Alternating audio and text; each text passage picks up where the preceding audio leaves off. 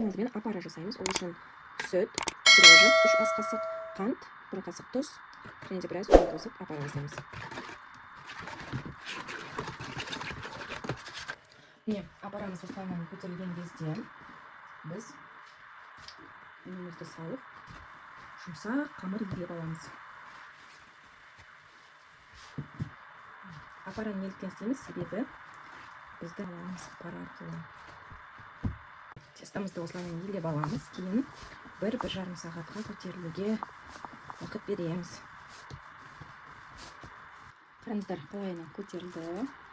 Осы массамызда қазір бұл жерге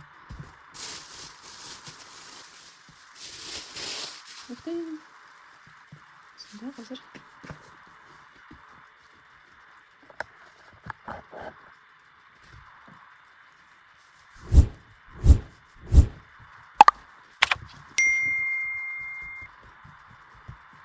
чай аламыз.